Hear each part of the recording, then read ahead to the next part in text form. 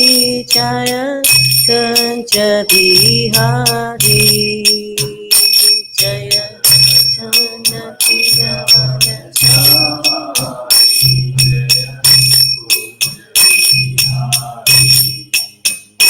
Jaya Jamuna Tiravanachari Jaya Kancha Bihari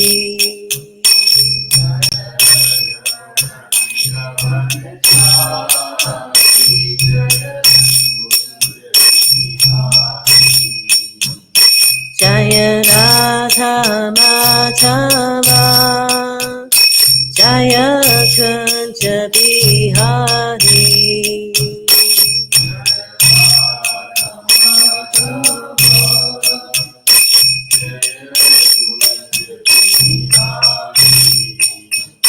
Jaya Kapitana Vallabha Jaya Girivardhari Jaya Girivardhari Jaya Kapitana Vallabha Jaya Girivardhari Jaya Girivardhari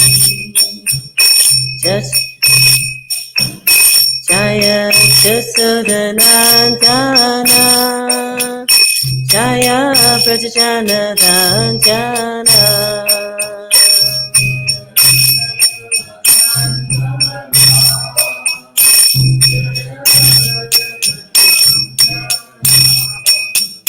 Jaya Jamuna Tiravanachari Jaya Kancha Bihari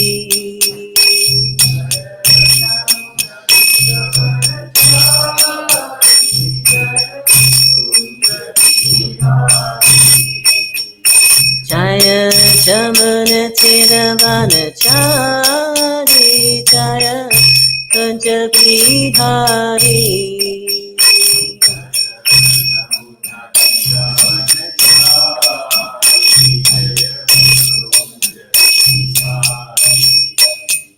Jaya Radha Madhava Jaya Kancha Bihari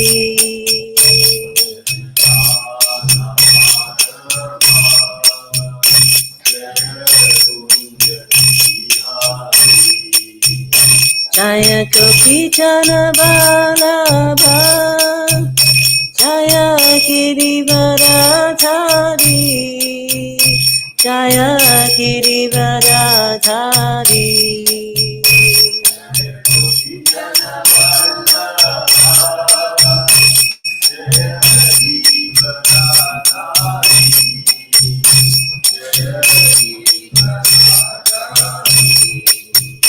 Jaya Jasodanandana Jaya Prajajana Ranjana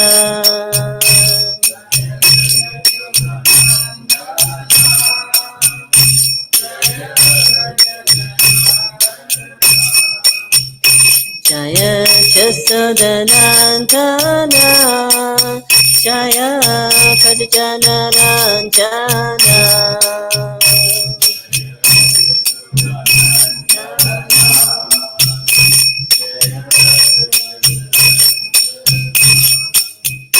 Jaya Jamuna Tiravanachari Jaya Kancha Bihari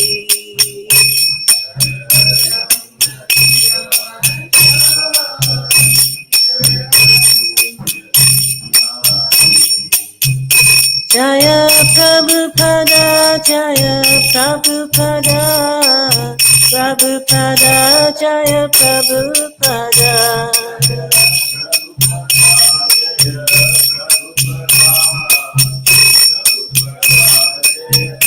Nitai Gaura Haribo Haribo Haribo Nitai Gaura Haribo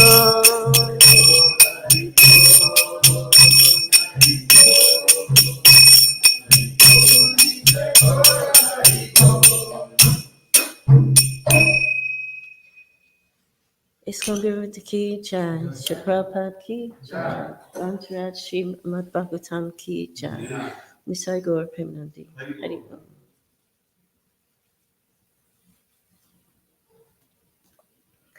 So reading from Srila Prabhupada Linamrita, chapter entitled Chant Hare Krishna and Fight. It's quite a long chapter. So Srila Prabhupada's disciples were urging him not to exert himself. So when Swarup Damodar arrived, Srila Prabhupada asked him to give the evening lecture. Prabhupada was very impressed with Swarup Damodar's scientific presentation of Krishna consciousness. One of the devotees remarked that Swarup Damodar's talk seemed too technical for the audience, but another devotee replied that even if no one else had appreciated the speech, Srila Prabhupada had, and so it was a success. Following Swarup Damodar's lecture, Srila Prabhupada spoke for about 5 minutes and left without taking any questions. The following night, Srila Prabhupada did not speak at all, but he sat on stage while two of India's leading cardiologists, Dr. Kesharao Deti and Dr. Sharma, spoke. Srila Prabhupada had been garlanded by Dr.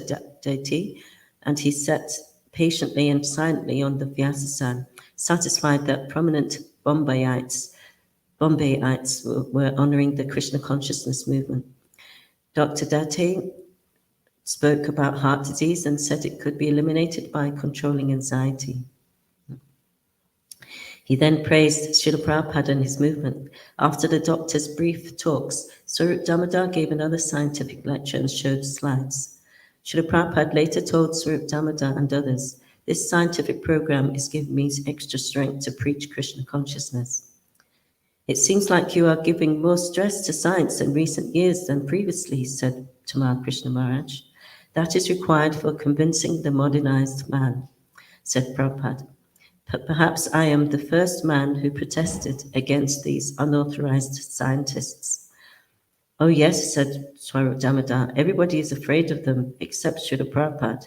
Frankly speaking, I never knew that the problem was this serious before I met Srila Prabhupada. I never thought about this. Therefore, I took it so seriously," said Prabhupada. "Every morning walk, I would look for you and ask, 'Where is the scientist?' I thought, here I have got an opportunity to impress a scientist, and that will fructify. This was my aim. Therefore, I was bothering you in so many ways." "It is your incredible mercy, Prabhupada," said Swarup Damodar. Because I cannot use the technical words," Prabhupada said, "and he can do that. So I wanted that he should be trained up." Srila Prabhupada Ki Jai.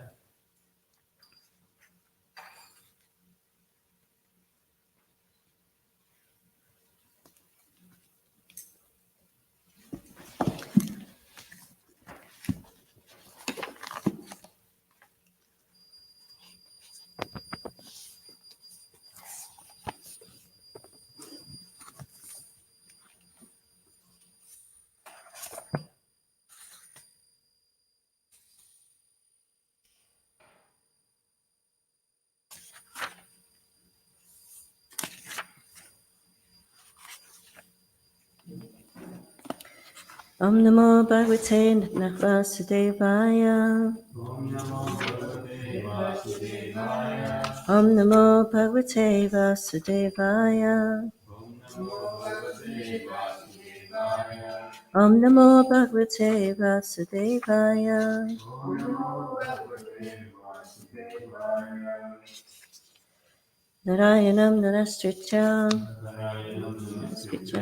Naram Chaiva Narottamam Naram Chaiva Narottamam. Devim Saraswatim Vyasam Devim Saraswatim Vyasam. Tato Jayamudidayet. Tato Jayamudidayet. Before reciting the Srimad Bhagavatam, which is the very means of conquest, one should offer respectful obeisances unto the personality of Godhead Narayan, unto Narayan Rishi, the supermost human being, unto Mother Saraswati, the goddess of learning, and unto Srila Vyasadeva, the author. Nashta Praishu Bhadreshu Nashtaprayashu Bhadreshu. Nityam Bhagavata Sevaya Nityam Bhagavata Sevaya. Bhagavati Uttama Shloke Bhagavati Uttama Shloke. Bhaktir Bhavati Naishtaki. Bhakti Bhavati Naishtaki.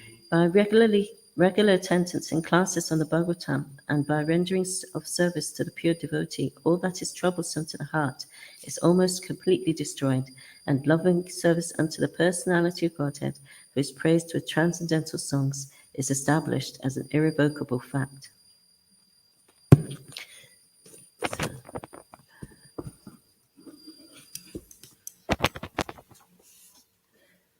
So we're reading from Canto 5, Srimad Bhagavatam, Canto 5, Chapter 14, Text 8.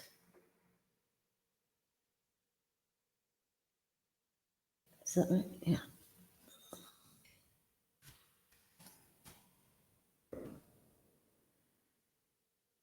So, 7. Oh, yeah, that's right. Okay. Just go through the Sanskrit myself and then we'll go through the word for word. Prachit shashesha dosha nishadanam parishadesha vishesham tadvarna guna gunimita mati suvarnam upadit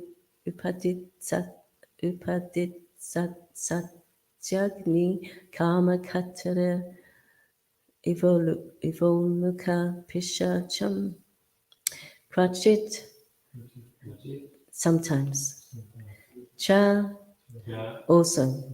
Ashesha, unlimited. Dosha, of faults. Nishadanam, the source of. Purisha, of stool. Vishesham, a particular type.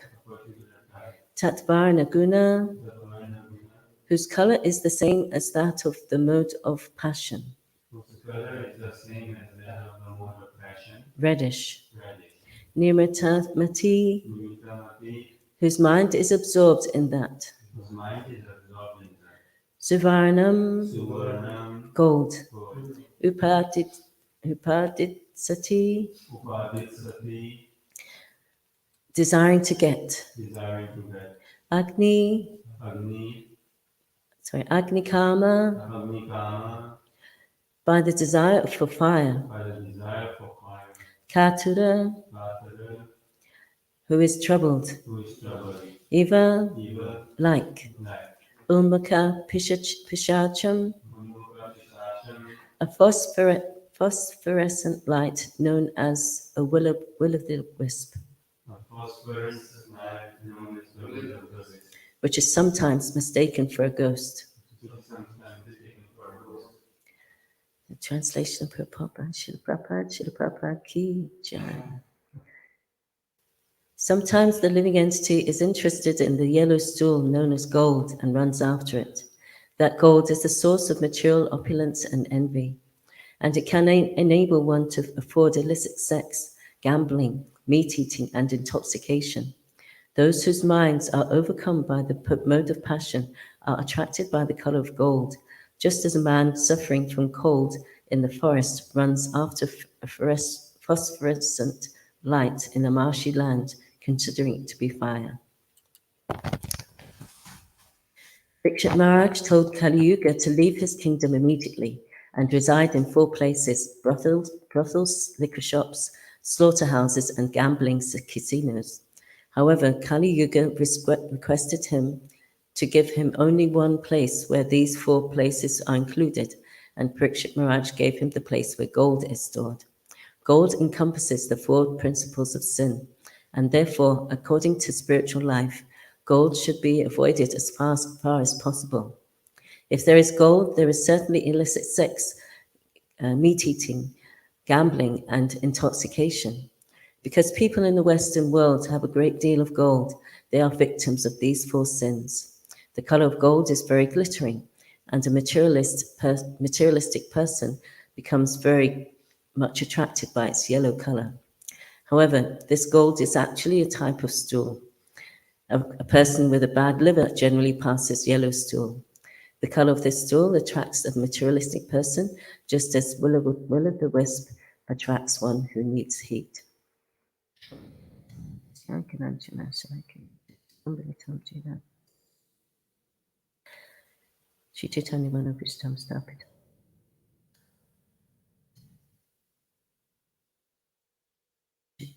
Shubhishcha Kripa Sindhu Bhyevacha Patitanam Pavanebhyo Vaishnavebhyo Namo Namaha. Jai Shri Krishna Chaitanya Prabhu Nityananda Shri Dvaita Gadadhar Shivasadi Gaur Bhaktavinda. Hare Krishna, Krishna Krishna, Hare Hare. Hare Rama, Rama Rama, Hare Hare. So Bhagavatam is continuing to continuing its call to wake us up to the reality of the material world and the illusion, how deep the illusion of the material energy can place us in.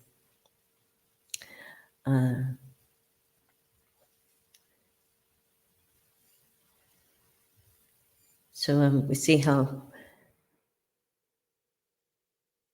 conditioned living entities who do have wealth, they find it irresistible. And it can, as Prabhupada says here, it can afford them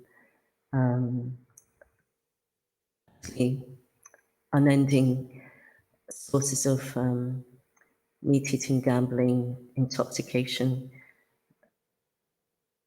illicit sex life, and industry is based on these things to keep it going. And see how it's a poor, being a millionaire is a poor man's dream, but even a millionaire isn't happy or satisfied. He wants more and more. So it's this wealth and fame and so on. It's like a fortress that keeps the conditioned soul within the material world.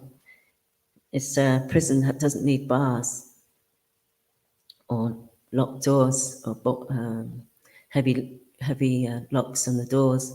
It just keeps the living entity allured, attracted, intoxicated by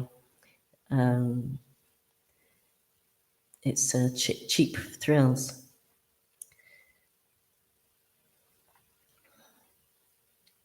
So this because the living entity in its conditioned state wants to be the enjoyer, to take the place of God and try and enjoy, but because this isn't his natural position, is nityanam chaitanas chaitananam. There's only one eternal being that can supply all the others. It's not that the conditioned living entity is dependent. It can never be independent. So when he has facility to be so-called independent, he misuses it in so many ways to entrench him more and more in materialistic consciousness and just vulnerable to all the sufferings of the material world. So it says how it's easier to put a camel through the eye of a needle than a rich man to get a rich man to enter the kingdom of God.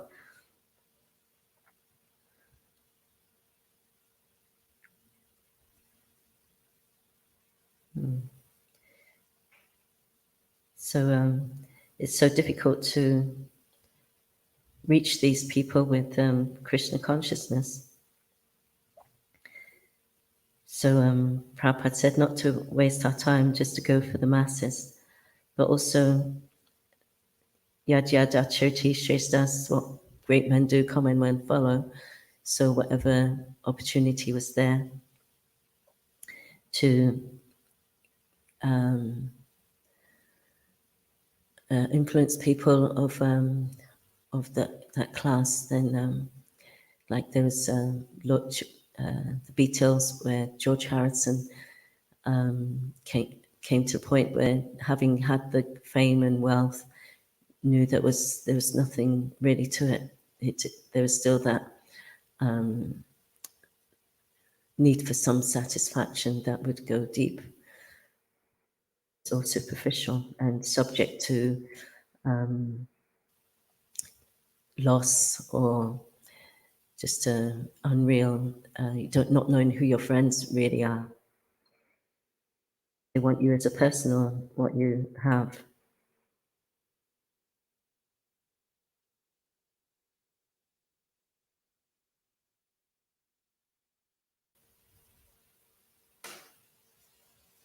So we can, like when we used to go into Glasgow, into the city, like especially now after being on a lockdown for so long, then to go into the city again would be like a massive culture shock. Just seeing how people are running around and just without any real aim in life. So caught up in that illusion and that glitter. And in Kali Yuga, especially so, it says how, as well as demigods, the demons are queuing up also, because things are so out of control, law and order, there's so much corruption. We can wonder why there's so much disease and crime and so many environmental issues, scarcity, and so on. But the solution is so simple. There's so much studies that have been there, like it said in Prabhupada's, in the Prabhupada Lilamrita, for heart disease, one has to be first cured in order to have heart disease or be subject to it. Then one has to be cured of anxiety, because that's the first step towards ill health. So Prabhupada's solution was kirtan and prasadam. Prasad gives satisfaction to the heart, so does kirtan, and each have a purifying effect. And in this way, the problems are easily solved. There was, let's see. I'll read out a story of how it has amazing effects.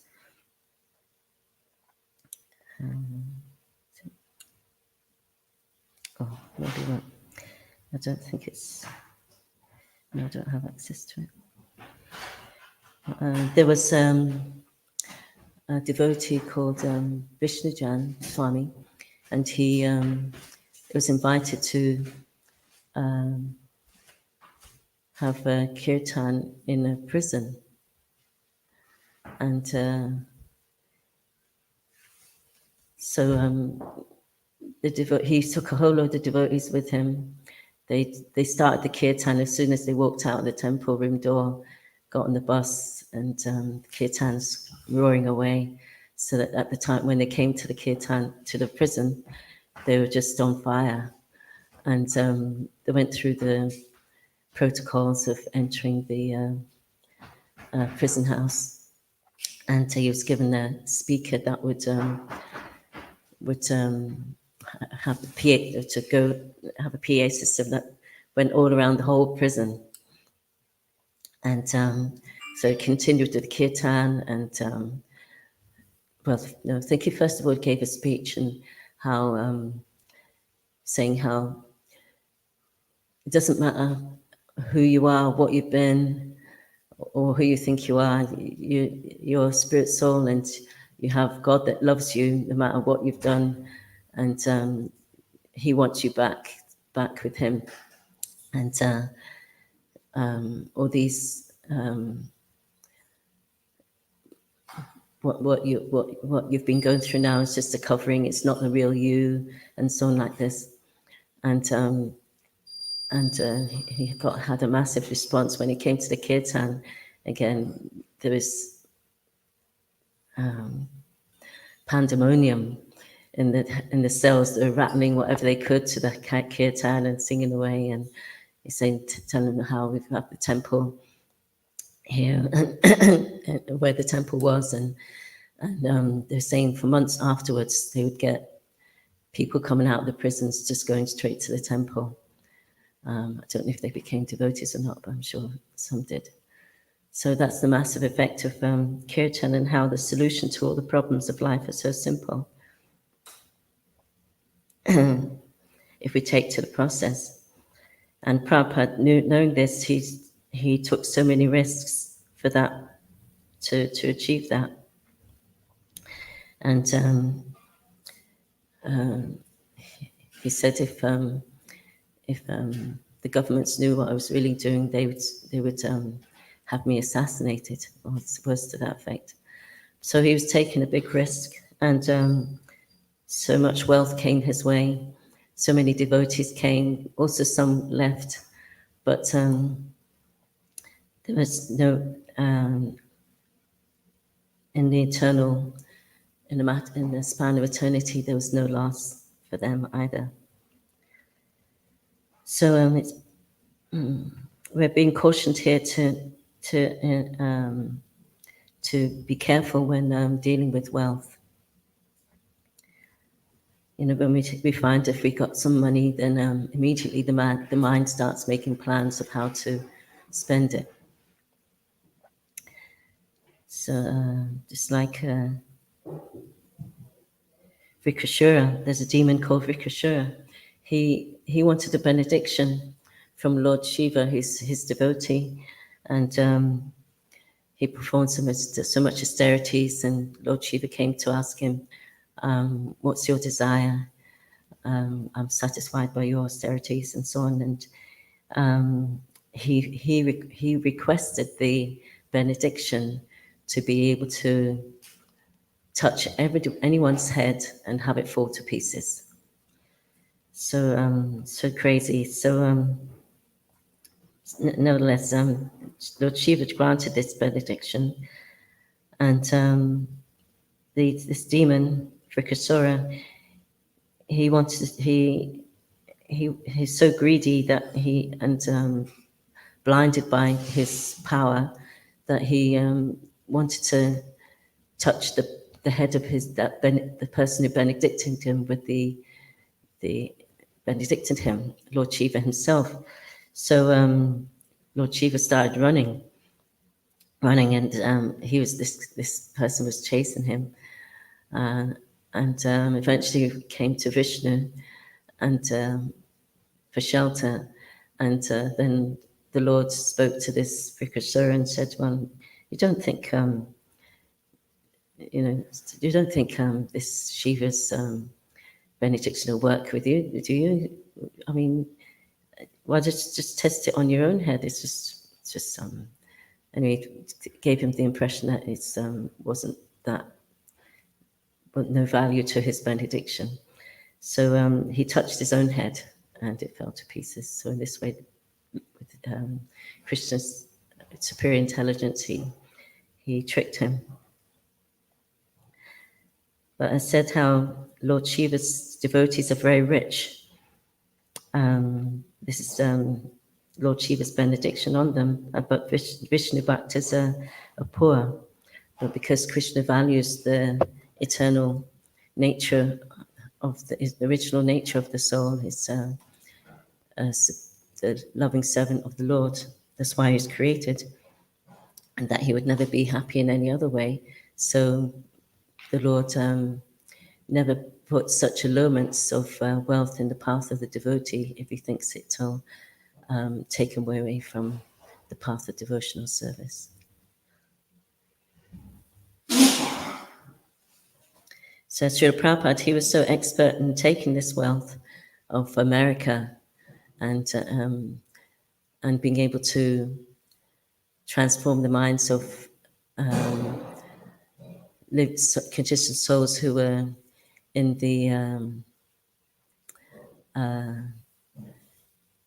Maya's capital, Kali Yuga's capital, and have them looking like Vaikuntha Vasis, so that and and when he took them to America, Indians were amazed because they're so much after the American dream, but to see such saintly persons in the American bodies, so into kirtan and delivering lectures and totally detached from material wealth, they were amazed. And so this kind of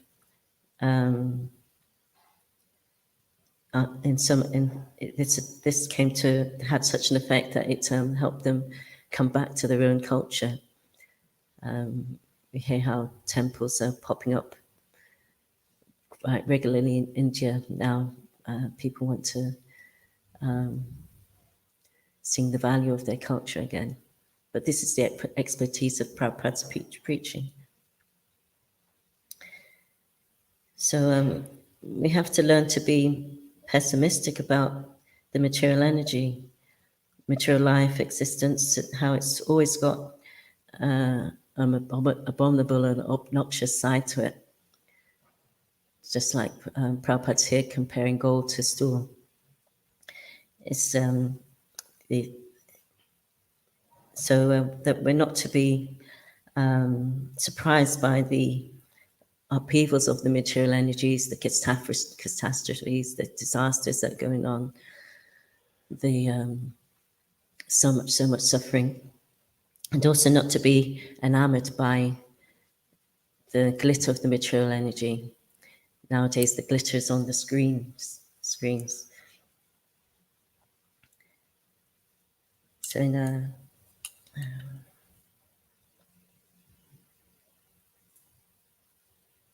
so only in Krishna consciousness can we properly use the material energy for its real purpose. Just being careful that we don't get caught up. Shishikoni Taimai Prashashi Ki Jai. So in Sri Upanishad says,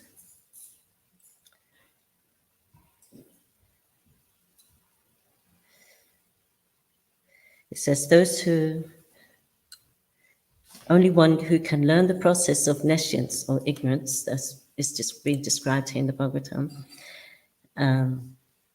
only one who can learn the process of nescience and that of transcendental knowledge side by side can transcend the influence of repeated birth and death and enjoy the full blessings of immortality. So that's why the Bhagavatam's giving us all these descriptions of the forest of enjoyment, the worst case scenarios, and how we can be so easily entrapped or vulnerable to these scenarios the longer we stay in the material world. And he says how this is mantra 10 of the Sri Upanishad. The wise have explained that one result is derived from the culture of knowledge and that a different result is obtained by the culture of nescience. So again, this is what Bhagavatam is teaching us in so many ways, giving so many biographies of great kings and saints and devotees of the Lord.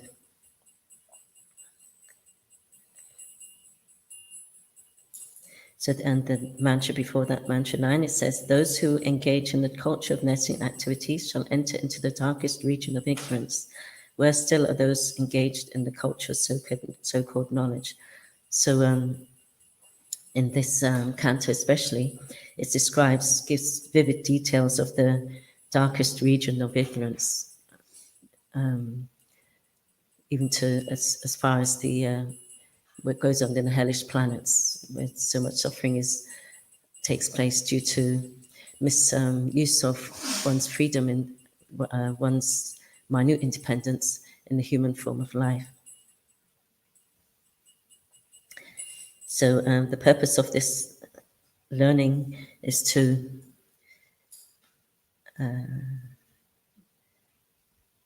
know perfectly the personality of Godhead, Sri Krishna, and his transcendental name, form, qualities, pastimes, as well as the temporary creation with its temporary demigods, men and animals.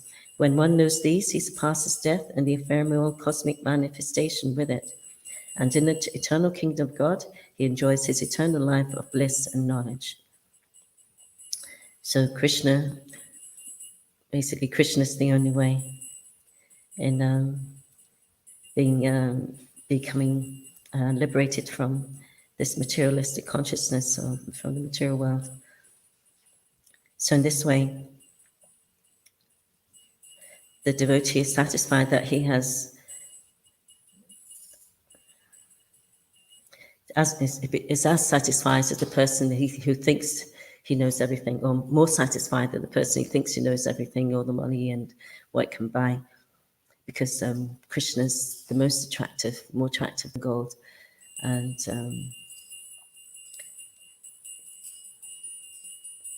the supreme refuge, not this glitter that so many are caught up and cause so much suffering. So I'll stop there if there's any questions or comments. If somebody would offer us some gold, we would reject it as the image too.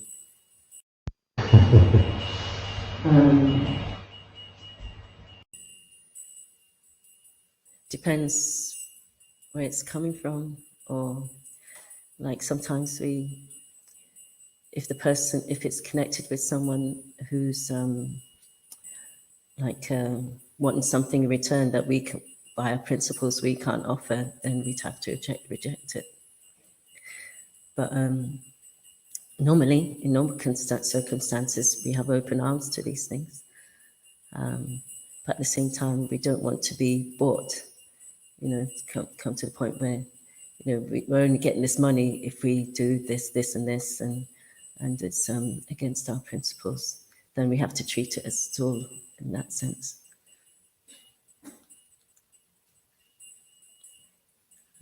So in this way, we have to be careful that we're not enamored by the gold and find ourselves in a difficult situation as a result.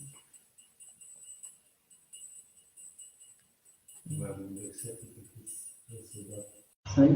Why do they accept it if it's so bad? No, it's just time, place, and circumstance. As I said, the most we normally have open our arms. Someone's given a donation. We've accepted gold in the form of so-called gold in the form of grants. We happily use them, but there's no strings attached that would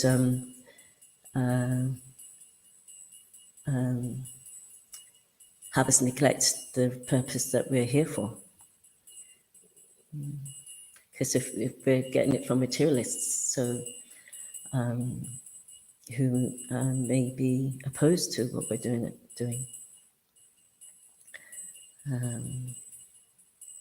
just want to clarify my question. I think maybe you didn't understand it clearly. If this verse says that gold is so bad as tool, and why do we accept it and use it? Why do we should accept the gold which is considered a lotus tool? That's my question. Okay, well, we can accept a gold from it says how we accept gold from a dirty place. A woman can be accepted from a low caste if she's qualified, or obscure background she's qualified, and there's another thing I can't remember. But so we can use, whether it's pebbles, stones, or gold, we can use it in Krishna's service according to, yeah. Does that answer your question? Not completely. Well, it's being compared to gold. Compared to stool. Not that it is stool. It's just a metaphor, if you like. So we can't. It's not that it's non-different than stool in that sense.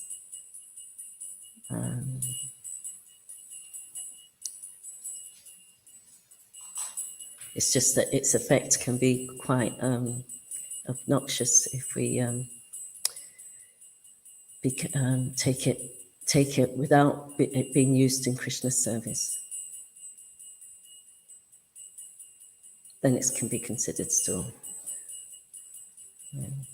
That's what I was going to say, right? Do you think it's the materials that we tell us our attitude towards it? Because someone once said to me that a good way of looking at money is as energy flowing, it's like a material form of energy, so just instead of barter, so you have something to be able to tell, I've given you this, if that makes sense. And I don't know, do you think there's a way that we can see it as, if we see it as like a quantity of love? So if we see money as love and say, oh, I'm receiving this service from you, but I can't give you anything right now, so I'll give you money in its place, or do you think it's always going to cause problems because of our attachment to it? As in, like in this world at the moment, we have to use money, right? So. Well, there's such a thing as the gold standard. I don't understand myself completely what's about that. Because they've printed so much money, it doesn't really lift the amount of gold if they were to transfer it into gold, to its equal value as gold. I don't think they'd have enough money to do that. I mean, enough gold to do that. Yeah. So it's always a good collateral. Like in previous times, they didn't have money; they'd barter. So you'd always have the commodity. It's not that your paper money becomes obsolete, and the value of what you've got becomes obsolete. Like money it can be just reduced in value. There's a time where, I think it was during the war, I think it's inflation or something was so high they had to carry their money in wheelbarrows, and then what happened was they stole the wheelbarrow rather than money, because they knew they wouldn't be able to afford it otherwise. So Back in previous ages, Brahmins used to use gold when they were making fire sacrifices. The little attachment afterwards, they just give it as charity. And keep it for themselves without hoarding it. So it's the importance which is placed upon it. yeah, And like say the universe this is what it enables one to afford with these sinful things. So in that sense, for a devotee relating to those actions, then it's unpalatable, it's like stool. At the same time, the devotee can take that and use it in Krishna's service without being contaminated. So if you were to make a gold crown for the deity, then that would be the proper use of it. So this is proper use, but because they've created an economy around it and the activities which enables one to purchase or Kali Yuga sinful activities, then it's considered unpalatable. They used to have different currencies before they decided on gold. At one time it was conch shells, wasn't it? Hard to fit in your pocket. but in some places that don't use gold for the deities, isn't it? Because attract views, yeah. They should wear the best. Yeah, You can't wear the best in Kali Yuga because people can steal from deities. yeah. Like women used to, the wealth of the family used to be carried by the wife or the mother, because she'd have gold bangles and so on like that, and that's the wealth of the family. And it was all, so that's how it was stored, not just hidden away somewhere. And this way, the wife would be satisfied, and the family would be keeping their wealth, because women were respected at that time. But that's not the case now, unfortunately, by any means. Yeah, so yeah, but so yeah, the solution is simple for the simple, but complicated for the crooked. So things are so complicated nowadays to try and get anything to even work or last for a while. But Prabhupada came with a simple solution. So as long as we stick with Prabhupada and his the principles and process that he left with us, the more and put them into practice, then the more we can see the as it's happening now, a break away from this illusion of wealth and how it can intoxicate. So see more people are taking now to a simpler life. I heard how more people are want to grow their own food and things like this. What to speak of the vegan thing. So this is said to be the effect of the Sankirtan movement. So just by its continuing in and to the point where we become so qualified that we can run society in a way that will maintain the peace and prosperity, then Prabhupada would consider his movement a success. Because right now there's so much war and scarcity, unnecessary war and scarcity due to lack of putting into practice what he came to give. Sorry, did you have your hand up? Any other comments or questions? Anything online? No, okay. Thank you, Mataji, for the class. I actually had a question, but I think in the discussion it got resolved. So kind of my question was, but kindly elaborate, please. My question was, can a devotee buy gold? Can a devotee buy gold? If Krishna let him. Because if he knows that the devotee isn't purified enough to be able to not be enamored by it, then he won't, no matter how hard he tries, he won't be able to acquire it. Because Krishna values him more than the wealth that, than his so-called happiness he might get from the gold. Just one thing. Yeah, we've even lost devotees due to for that reason. They've been given a responsibility or some access, and their conditioning couldn't resist. Just there was one devotee who took Prabhupada some money from Prabhupada, or as far as I know. And he left, that devotee left, and Prabhupada said, should we send, I think the devotees were eager to send the police, and so Prabhupada just left it. And later on, they saw that same devotee without an arm and a leg. So it's even heavier when you take from a pure devotee, the reaction. So, sorry, Bibhu, did you want to say something? Yeah, in terms of, I think the question was about, is it okay to buy gold? Is that what you're saying? Yes. So gold represents money, and many devotees accumulate money, so it's a difference. It depends on what they do with it, isn't it? If they're collecting it simply because more of passion, then it will lead to these things here. But if they're collecting it for the sake of using Krishna's service, then it can be used for a liberated purpose. So whether it's gold or whether it's money, which is the representation of gold, basically paper money or electronic money is just as a representation of the gold, it still buys you the same things. So it's really what you do with it, isn't it? And if you're not pure enough to know what to do with it, and you've got an ability to collect it and give it to Krishna, give it to Krishna's devotees who will use it in Krishna's service. It looks like that party, the pilgrim party, on the party of pilgrims who are traveling from one place to another, and there's one thief, and thieves have a real urge to steal. So he knew he couldn't steal because these were all pilgrims, and he knew it'd be a real bad reaction. So to engage his propensity in the middle of the night when everyone's sleeping, he just swapped everyone's bags around he didn't actually steal anything, and then he went to sleep satisfied.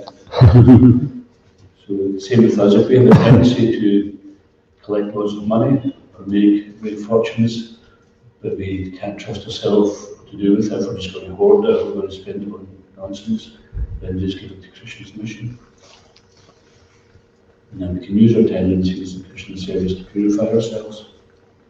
But otherwise, if we're going to get involved in breaking the 4 pillars of religion, then better that we just live a simple life.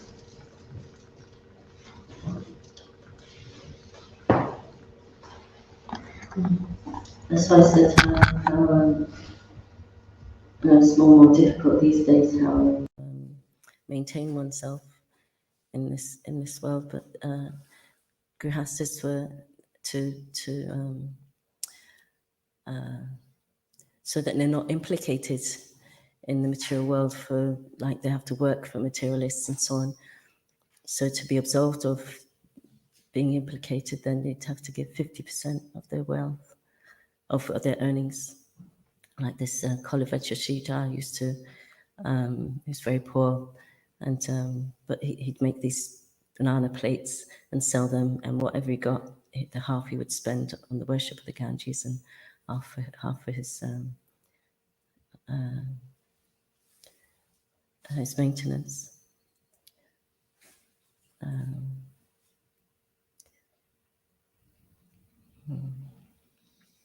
So if that's everything, I'll stop there. Thank you very much. Grantaraj Srimad Bhagavatam ki jai, Srila Prabhupada ki jai, ISKCON Guru Vrinda ki jai, Samaveta Bhakta Vrinda ki jai, Nitai Gaur Premanandi.